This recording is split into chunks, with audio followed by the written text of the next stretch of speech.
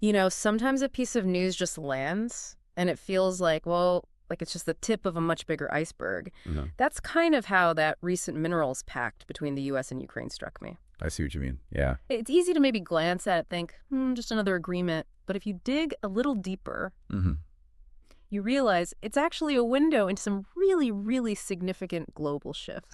Absolutely. And, this isn't just about like digging up rocks or something simple. Right. What's fascinating here, I think, is how this agreement, which seems to be about these, well, niche resources, actually plugs into the really big questions. We're Yeah. talking tech competition, national security, Yeah. and of course, the future of the nation that's facing just immense challenges right now. Okay, so for anyone diving in with us on this, let's maybe lay the groundwork first. Mm. In simple terms, what exactly does this US-Ukraine Minerals Pact actually do? Well, at its heart, it's basically a commitment between the United States and Ukraine to work together on critical minerals. Think of it like a partnership framework. Mm. It covers, well, everything from figuring out where these valuable minerals are. Exploration. Yeah, exploration, Mhm. exactly. Mm. Right through to the really complex processes of getting them out, refining them, Extraction, processing. and then ultimately, supplying them. Mhm. The whole chain. Got it.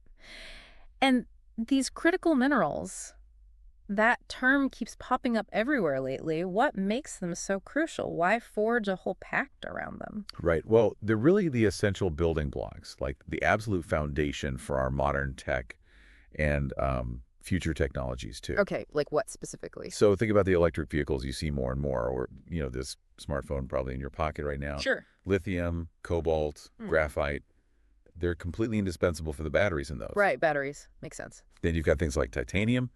That's vital for advanced aerospace, defense applications, Yeah. really strong light stuff. Okay. And then there are the rare earth elements, which, despite the name, aren't always that rare, but they are vital. For a huge range of high-tech things.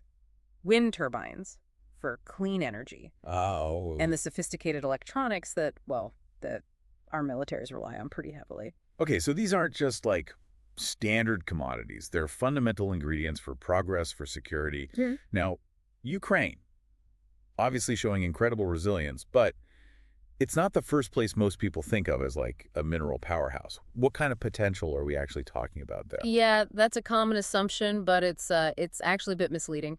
Ukraine sits on potentially quite substantial reserves of many of these exact minerals we're talking about. Really? Which ones? We're talking lithium, cobalt, graphite, titanium, and yes, even those crucial rare earth elements. Wow. Ukraine seems to have them in the ground. And, this makes them a really compelling potential partner for the U.S. Because the U.S. is looking for other sources. Exactly. The U.S. is actively looking, really looking, to diversify its sources for these materials. They're vital. Okay, this is where it gets really interesting for me. Why is this pact such a strategic move specifically for the U.S.? What's the core benefit for America here?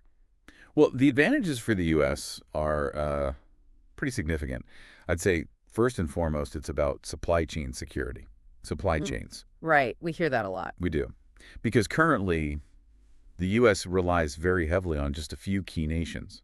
China, for example, is a really dominant player in the critical minerals landscape. Okay.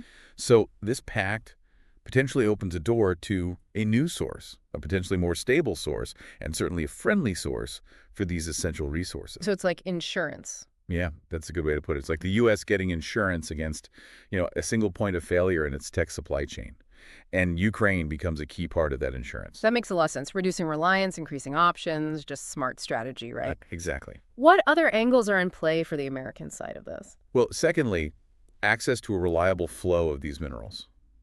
It's directly tied to American economic growth.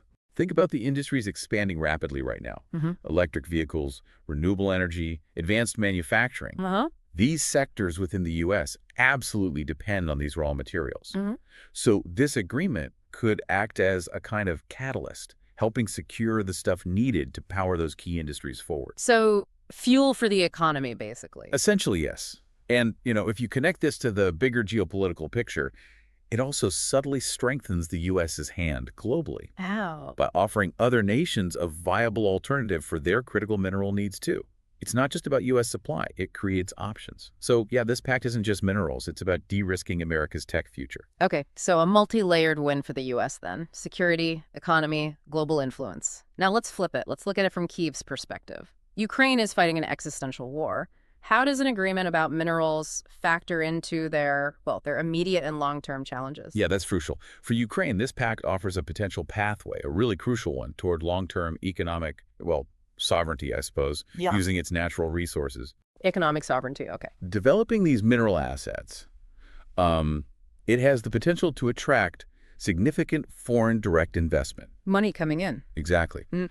Which leads to creating much-needed jobs, stimulating substantial economic growth, all of which is obviously paramount, especially, both during this conflict and certainly afterwards. Investment and jobs. I mean, those would be absolute game changers for a nation facing such immense hardship right now. Totally.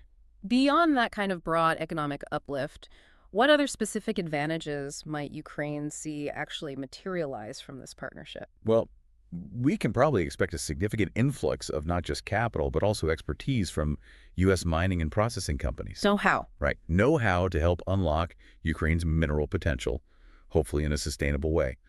U.S. firms are also likely to bring, more advanced, maybe more environmentally responsible mining technologies and practices. That's important too. Very. And as we mentioned, this should directly translate into creating new skilled jobs for Ukrainians. Plus, large-scale resource development like this often leads to knock-on improvements in local infrastructure. Like roads, power. Exactly. Transportation networks, energy facilities, that sort of thing.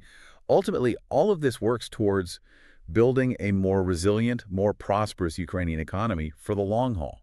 How? By establishing a valuable export sector, something they can rely on. So it's really about more than just digging stuff up. It's fostering development, building a foundation for the future. Precisely. That's the hope, anyway. Okay, zooming out again to that broader strategic landscape, you touched on why it's important for the U.S.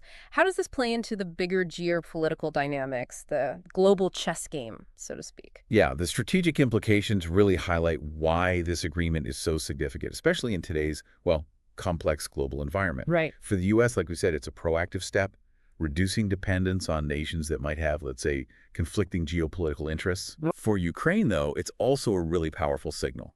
It's tangible economic support from a major global ally. Yeah. Right? When they're incredibly vulnerable, that bolsters their overall resilience. And sends a message to others. Absolutely. Plus, by deepening these economic ties with the West, Ukraine is taking another significant step, distancing itself further from Russian influence. Makes sense. And think about it in this increasingly multipolar world we're in, access to and control over critical mineral supply chains. They're becoming key levers of global influence. So this pact positions both countries better. Exactly. It potentially makes both the U.S. and Ukraine more strategically advantaged in that future landscape. Building on that idea of security, let's maybe think about how this affects Ukraine's stability directly. Well, yeah, given the ongoing war and the fact these resources are clearly valuable, it's impossible not to think about how Moscow might react to this agreement. What kind of responses could we, potentially anticipate from Russia? Unfortunately, yeah, a negative reaction from Russia seems, almost certain, doesn't it? Seems likely. What form could that take? We could see maybe a surge in propaganda and disinformation campaigns. Like what? Probably trying to paint the agreement as, predatory. The U.S. exploiting Ukraine's wealth, more evidence of Western meddling, that kind of narrative. Okay. Standard playbook, maybe. Perhaps. But there's also a heightened risk, potentially, of increased military activity in those Ukrainian regions known to have significant mineral deposits. Trying to seize them? Russia might try to seize control of these valuable assets, yes, or at least disrupt access. Then there's the cyber realm. Cyber attacks, acts of sabotage, targeting mining operations, or maybe related infrastructure. That could also become more prevalent. Disrupting the actual work. Exactly. Yeah. And we should probably also anticipate diplomatic pressure, trying to undermine the agreement's implementation through various channels, maybe leaning on other countries. So a multi-pronged negative response is possible. It is.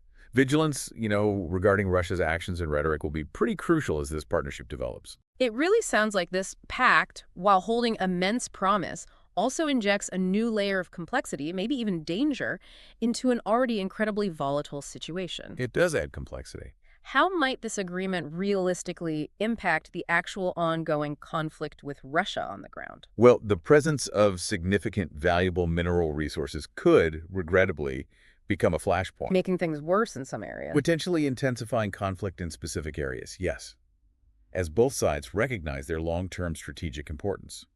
However, looking at the longer trajectory, The upside. the potential for substantial future economic prosperity generated by these mineral exports down the line that could significantly enhance Ukraine's resilience, Wow. its capacity to withstand Russian aggression long-term, and also its ability to undertake eventual post-war reconstruction. That takes massive resources. True. And, this pact also serves as a very concrete demonstration of sustained Western commitment to Ukraine's future. A strong signal, yeah, which could, in turn, lead to continued, maybe even expanded support across various fronts, military, financial, political. Okay. Any other potential impacts on the war itself? Well, it's perhaps a less immediate concern, but we can't entirely dismiss the possibility of, say, localized skirmishes or maybe even new limited fronts emerging specifically over the control of key mineral-rich territories. It adds another target, potentially. Right. Ultimately, the full impact, it's going to unfold over time. But it definitely adds a significant and intricate dimension to the already complex dynamics of this war. So listening to all this, it's clear this is far more than just some economic or trade deal, isn't it? Oh, absolutely not. It's deeply interwoven with the immediate and future geopolitical landscape, and it has direct implications for a major international conflict. Precisely, I think you've hit it. The U.S.-Ukraine Minerals Pact is fundamentally a strategic alliance, a serious one, with profound and really far-reaching economic and geopolitical consequences for both nations involved. It definitely appears to hold that potential for significant long-term economic stability for Ukraine, while at the same time strengthening its crucial ties with a major global power right when they need it most. That seems to be the core logic, yes. It really prompts you, the listener, to maybe consider the broader implications, doesn't it? The whole business of securing critical mineral supply chains in our interconnected world today. What are the long-term strategic advantages for nations that can actually secure these resources? And maybe how might this reshaping of the global resource map impact international relations in the years to come? Definitely something important to keep in mind.